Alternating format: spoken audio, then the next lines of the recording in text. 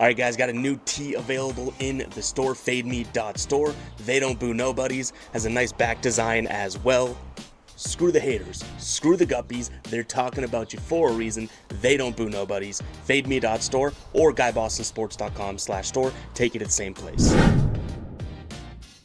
All right, YouTube, how you doing? Welcome back to the channel. It is Monday, June 2nd. We got a 7-game MLB slate to dive into in today's video. Like we always do, I'm going to dive into each and every one of these games. I'll give you my prediction on the side. I'll give you my prediction on the total. We'll talk about any other plays like player props that we like within the game as well. But as always, guys, keep an eye down on the pinned comment of this video. That'll take you to all of my final plays. So I'm actually rolling with myself. If that does interest you, it's absolutely free down in the pinned comment. All right, YouTube, how you doing? Welcome back to the channel. I tell you guys I'm a dummy all the time. They don't suck. They've just been sucking. Get them down to -3, 4 more juice than Jose Canseco in his prime. Tell me you're new without telling me you're new. So don't go jumping down my throat in the comments, right? If you want to fade me, or if you do want to ride me, this still leaves a bad taste in my mouth, right?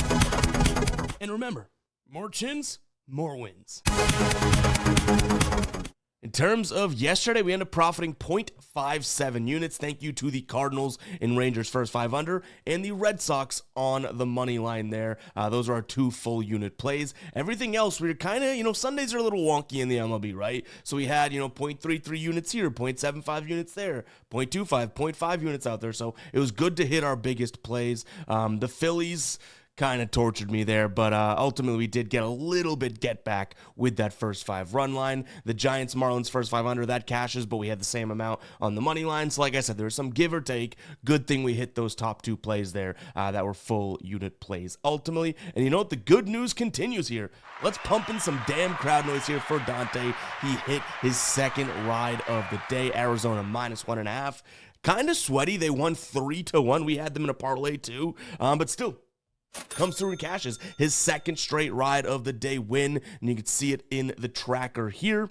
He's now on a 2-game streak overall. If you guys don't know what the ride of the day is, it's simple. Just use that hashtag ride of the day or ROTD down in the comments. I jump on board with one person's play each and every day. Give you a shout out in the next video, win or loss. If you win, we continue to ride with your plays until you lose. So looking forward to seeing what Dante rolls with today. But even though we are rolling with Dante, there's still reason for you to be using the hashtag ride of the day down in the comments. First and foremost, if Dante slips and fumbles the bag and doesn't get his play in, I know he won't, but we do have to ride with someone else in that case, right? So we need some ride of the days in the comments.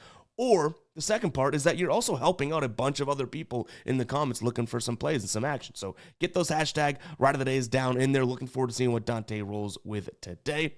Let's go ahead and dive into this 7-game slate, guys. Hit that like button, hit that subscribe button. Let's get rocking here. We got Miami taking on Colorado. It's tough because this is obviously a Colorado team that is just dreadful, right? I even saw a stat on Twitter that Scotty Scheffler and Colorado have the same amount of wins in like the last couple months or something, which is just mind-blowing, right? But also, like, do we really like Miami at -200 odds? That's a little crazy. You do have Max Meyer versus German Marquez, which I think is a massive advantage to this Marlins team. That being said, it's not like Meyer's been really, really good over his last few starts. Can't really say that, you know what I mean? But ultimately, I think that there's an advantage every which way you look towards Miami. I just don't know if I'm comfortable with that price. So I would go Miami, maybe them on the first 5 run line, I guess. But I'm also considering an over.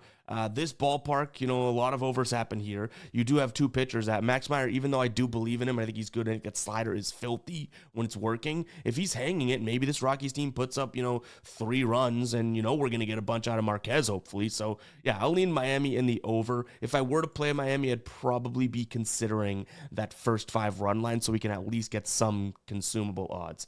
But ultimately, this is a pretty heavy price tag for a team that I don't know how much better they are than Colorado. Like, they are definitely better because everyone is.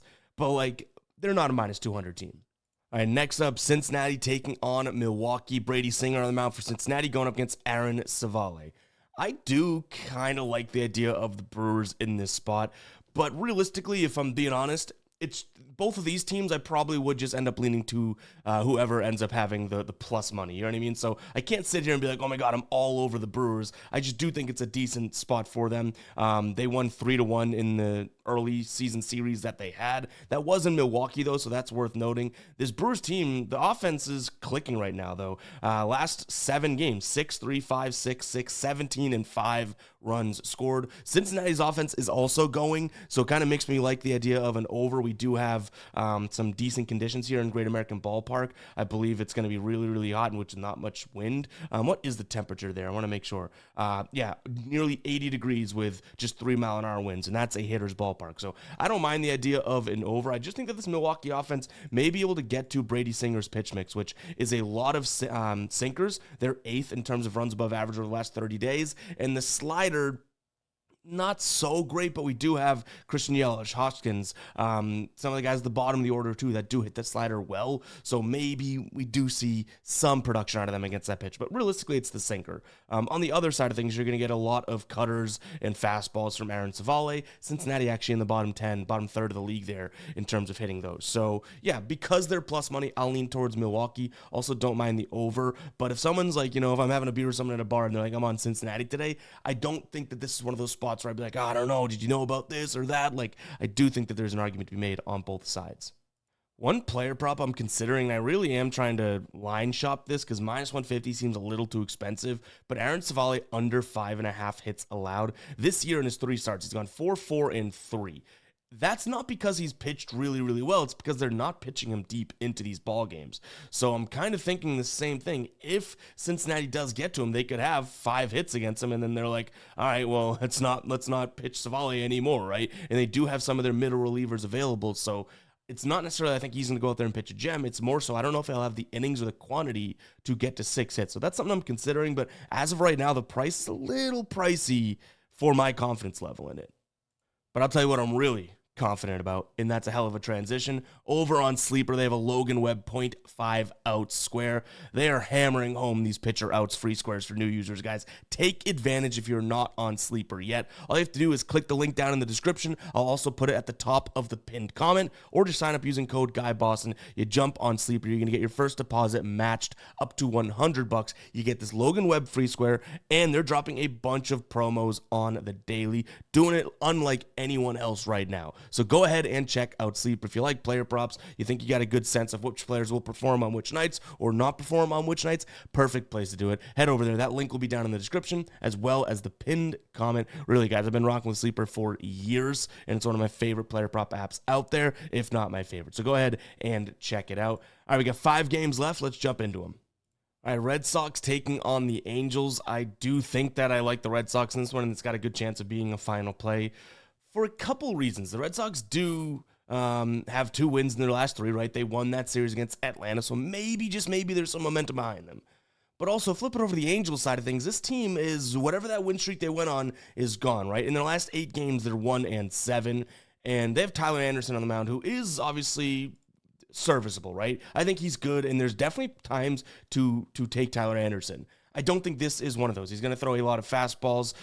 He's not really generating a lot of swings and misses. And the Red Sox, that's one of the better pitches that they hit, okay? So I do think the Red Sox offense could put up a decent number that, even though we have Dick Fitz on the other side for the Red Sox, I don't necessarily think that, this is going to be a spot which we have to worry about the Angels scoring more than the Red Sox, right? And when the team scores more than the other team, usually that results in a win, all right? I would say 10 times out of 10. So this is more so a backing of the Red Sox offense. Thought about their team total over, but given the fact that their team total over right now is at 4.5, I think that's a little, and it's like minus 145, that's a little telling of where this is going. So I got Red Sox right now in front of me on ProfitX, Red Sox money line at minus 140. So you're telling me that if the Red Sox are even more probable to score 5 runs based on the odds we're seeing, I don't know if the Angels necessarily get there. So I do like the Red Sox team total. If those odds are better than the money line, I guess, anywhere that you're taking it, then maybe I'd consider that. But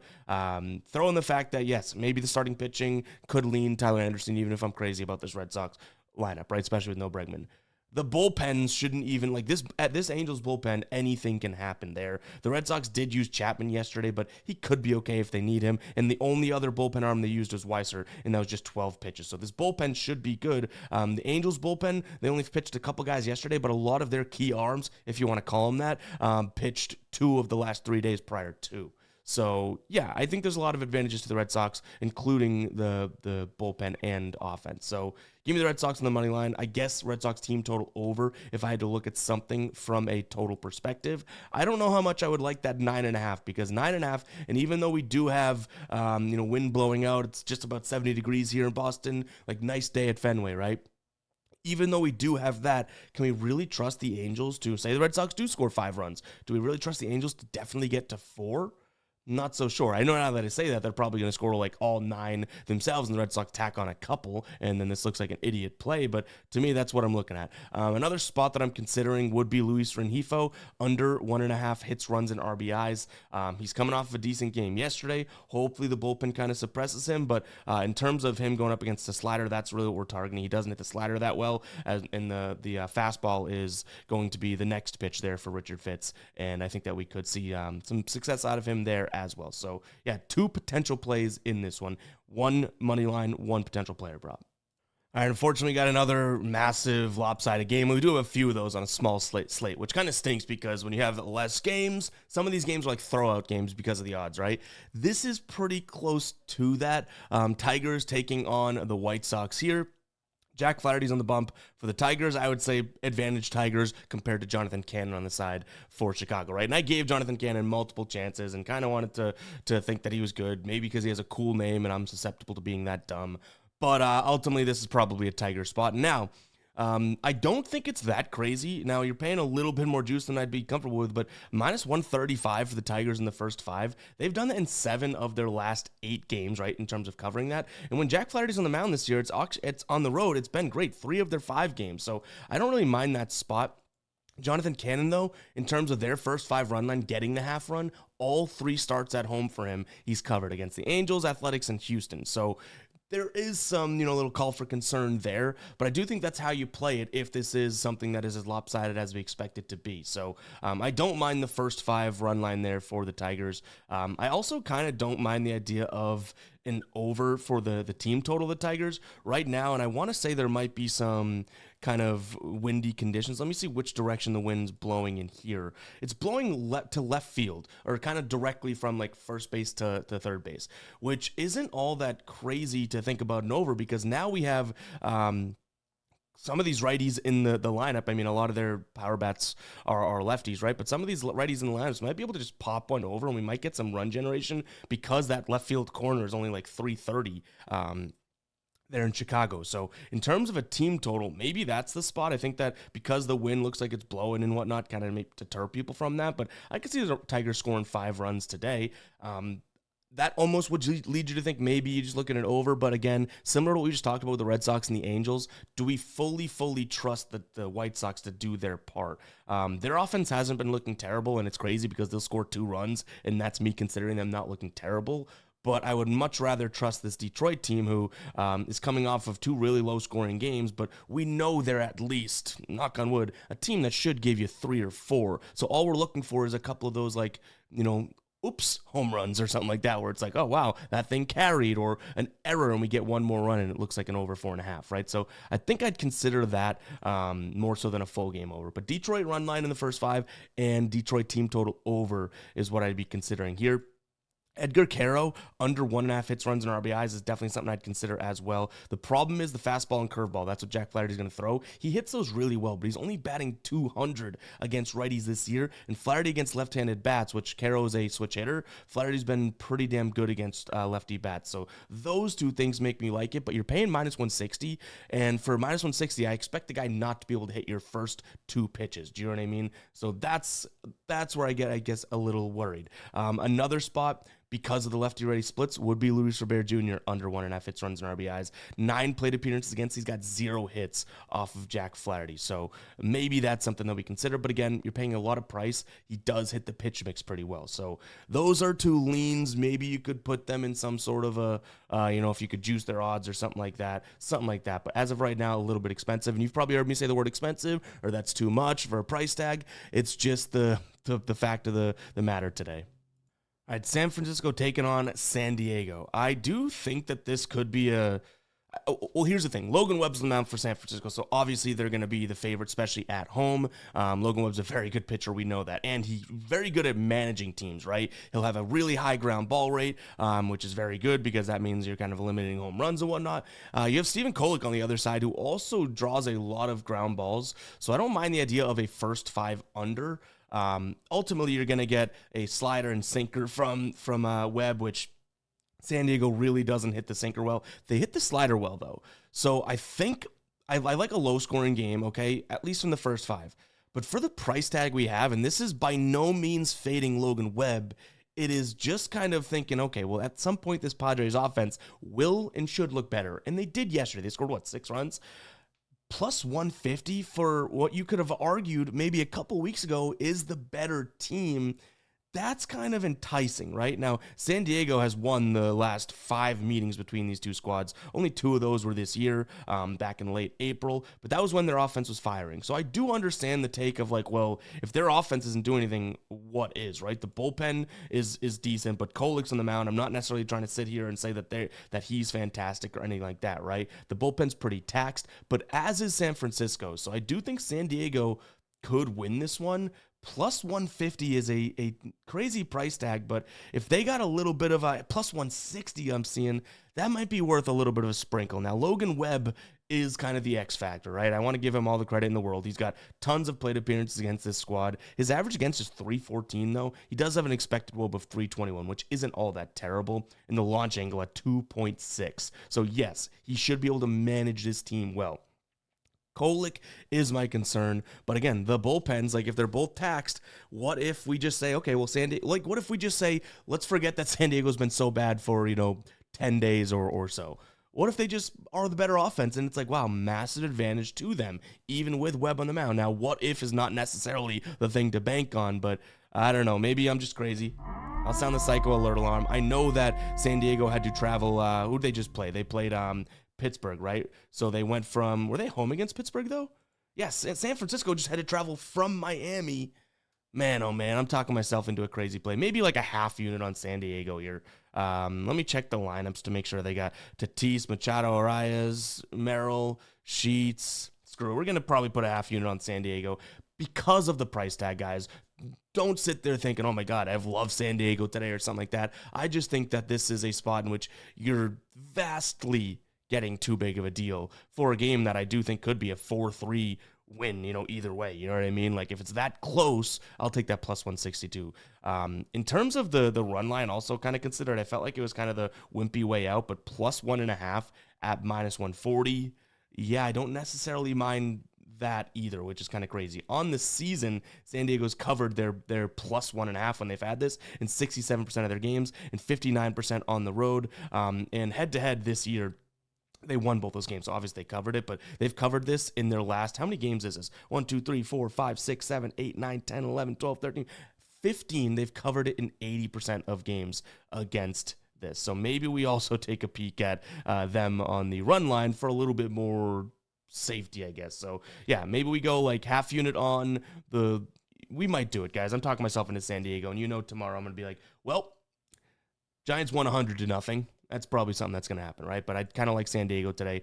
Almost more of a feel play because I do think that the price is wrong. So, yeah, if you trust the price, then maybe that's the spot. But I really haven't brought up much about why we should like San Diego other than hopefully their bats get back. So this could be a dummy play. But to be clear, I do like the under. And I also like Tyler Fitzgerald under 1.5 hits, runs, and RBIs as well. Probably just either a quarter or half unit play. He hasn't been doing all that well, and I like the pitch mix here for Kolek against him. That's crazy. A game in which I honestly kind of came into this with just a couple notes of maybes turned into 3 potential final plays there. We could have a unit and a half on this game today, which it's only a 7-game slate. I don't know if that is the smartest, but we've done crazier before. All right, Athletics taking on the Twins. Joe Ryan, Luis Severino. This screams Twins to me, right? Just from the pitching perspective. They also have the better bullpen. Let me make sure they're not fully taxed in that I missed something here. Let's see. Minnesota's bullpen. Where are we at? Yeah, a little bit of action going. The Athletics kind of in a similar boat, right? So, okay. I wouldn't put that too much weight. Like only one person pitched yesterday, Jax, right? So I do think this is a Minnesota spot. Offensively, and we can use our dashboard here. I guess we'll kind of walk through what we're seeing on our side here. Offensively is what we could worry about, right?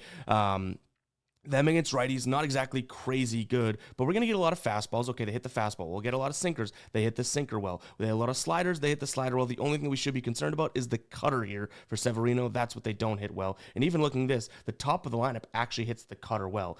This is our dashboard, guys. You can get it over on GuyBostonSports.com, members area. In fact, I'll just show you after this, so stay tuned for 30 seconds, and I'll show you how to get it. But you can see here, starting pitching advantage, bullpen advantage, and then offensively is what I'm concerned with because A's hit the fastball well. They hit the splitter well. You're going to get that from Joe Ryan, but Joe Ryan is very, very good, right? So I think that we're going to probably trust Minnesota here in this spot. I guess the travel concern could be there because, the A's are actually at home and they're coming from Toronto, right? So they had to travel too. Minnesota's coming from Seattle. So honestly, I guess that's not even that crazy of a trip to Sacramento. Give me the A's in terms of give me the Twins in terms of a total. If I'm saying the offense could concern me for the Athletics being able to hit Joe Ryan, then maybe an over. Like, would it be crazy for like a 6-3? Yeah, that would push, but 6-3 win for Minnesota or 5-4 win or something like that. I think we have really nice weather there at the A's ballpark, wind blowing out, really hot. So yeah, maybe an over is a decent look, but I think the more runs scored in this one, the worse off the Twins are because Joe Ryan should be the specialist compared to Severino in this spot. But I'll still take the Twins. I don't mind that spot. And by the way, that bullpen, so this screen that we're looking at, it's Fangraphs. You can Google Fangraphs closer depth chart, and you'll see all the bullpens and the taxing of them. When I say taxing, how often they pitch. So definitely go ahead and check that out, guys. It's a great tool for the bullpens. You have all their numbers as well. In terms of getting access to the dashboard that we talked about, right? Head over to GuyBostonSports.com. Head over to this members area. Now I'm logged in, so you'll click MLB dashboard, and it's going to open up the dashboard here. You can open it up. You can print it out, download it. You get each and every game broken out in a visual format. Pitcher data, batting player data, right? Now, if you're not logged in, it's going to say, hey, you need a membership for that. And the membership is very, very simple. View membership levels. We have an all sports dashboard, meaning you get all of the dashboards that are available. Right now, it is NBA and MLB. Or what might make more sense, and this isn't good for the pockets, but it just makes sense because the finals are on, right? That's only one more series. MLB alone is $4.99 there per month if you want to sign up for that. What I will say, the advantages of jumping on the all sports, or even if you want to get involved with the NBA, is that if you jump in at the price, as long as there's nothing we can do about it if the membership expires or you change payment method, but as long as you keep the subscription active, you get locked in at the price that you start at. So even if we put this to $100 next month, if you got in at $6.99, it stays right there, right? So that's kind of the advantage of jumping in for the all sports. I will say that, even though right now the NBA Finals, it's just going to be one game per day in the dashboard. But yeah, go ahead and check it out, guys. GuyBostonSports.com. All right, before we jump into this game, guys, go ahead and comment 22 down below. I know we'll get the guppy saying, hey, 22 minutes for 7 games is crazy. I don't even get it. That's like, with the intro, that's like 2 minutes per game, 3 minutes per game, which I like to spend time on games versus just spouting out picks, right? Things have been a little wonky today, like that San Diego breakdown. But nonetheless, guys, let's go ahead and dive into the last game of the slate today. We got LA, the Dodgers, taking on the Mets. So the Dodgers coming off of getting kind of rocked on Sunday Night Baseball by the Yankees. We had the Dodgers team total over. Unfortunately, that does not come through. But they're probably feeling okay after that series, right? It's not like they're hanging their heads after that series because they took 2 of 3 against the Yankees. Now, Paul Blackburn is on the mound here. He's coming back from, I want to say it was a lower body injury. He's on the mound for the Mets, so I'm not exactly sure how much we'll get out of him. But on the other side of things is Dustin May, and Dustin May has been kind of a guy that I've almost been trying to avoid. He's looked a little bit more consistent. We can give him that. But ultimately, I don't know how much I want to trust him against this Mets offense. From a pitch mix perspective, he's going to throw a lot of sinkers and a lot of sliders. The sinkers, the Mets over the last 30 days, second best team in terms of runs above average. The slider, they are nearly bottom 5, I think bottom 6 in the league, so sure. But on the other hand now, Dustin May, 1.06 whip at home, 3.0 FIP, 2.8 expected FIP, average against of 204. Like, this dude has been a lot better at home than he has on the road, and I think that's worth acknowledging. He also has 32 plate appearances in his pocket here against this Mets team. He's got a WOBA of 303, but it drops to a 298 expected WOBA, expected slugging 297. Pretty good. So I do think that Dustin May could be in for a decent outing today. The thing that I like, though, is probably taking a peek at the team total over here for the Dodgers. Is it the best situation because they were just playing last night, Sunday Night Baseball and all that? I don't think so, but I do think that they do have a decent chance of putting up 5 runs, right? They've done that at home so far this year in 63%, 19 of 30 games so far this year. Against right-handed pitchers, they've done it in 15 of 21 games. So I don't really see a reason why they can't get 5, in this one. The bullpen is good to go for the Mets, but I guess that could be somewhat of a concern. But Paul Blackburn making a season debut, he doesn't even have the best of numbers there. Maybe he kind of gets hit up. If you like the full game over, I really don't want to talk you off of that. I would just worry that, the last time these two teams played, we didn't necessarily see the best Mets offense. Now, you're probably like, well, Ev, that Dodgers offense wasn't all that great either. The Dodgers, based on the last time they played, which was like, a week ago, maybe a week and 10 days, call it that, right? Because I think they played on the 22nd or 23rd. This Dodgers offense has literally heated up like you read about, starting with that, I would say that Cleveland series, which would have been the series right after the Mets. So I get it. Oh, the Dodgers didn't look all that great, but this Dodgers team, the offense looks like they can do anything. Like, them scoring 3 runs against the Yankees seemed like the anomaly. You know what I mean? So if you like the full game over, I really don't want to talk you off it. If you can get 8.5, I kind of like that. But I think I'm going to lean towards the Dodgers team total over. But keep an eye on the final plays because I could see either one of those coming through. And like I said, I'm kind of going to trust Dustin May at home for a money line on the Dodgers side of things. But I do think that this Mets offense maybe, doing a little bit more than we'd expect lately because they played the White Sox and the Rockies. Like, we'll see against some real competition here. But again, they are a good offense. They got the names. But guys, it's going to wrap it up for today's show. Hopefully you guys did enjoy. If you did, go ahead, hit that like button, hit that subscribe button down below as well. Really does help us out. Really do appreciate it. And I know I made the joke about the Guppies being like, oh, you ramble and all that. We will always try to make the videos better and better and better. And yes, we ramble, and we get comments being like, it's kind of annoying to hear you just think out loud. Well, me having a silent video probably would be pretty annoying to it, you know what I mean? So we'll always make the videos better. I can't promise you I'll talk less, though. But we'll always work on the making the videos better and better. But that's all I have to say. We'll catch you guys in the next one, all right? Peace out.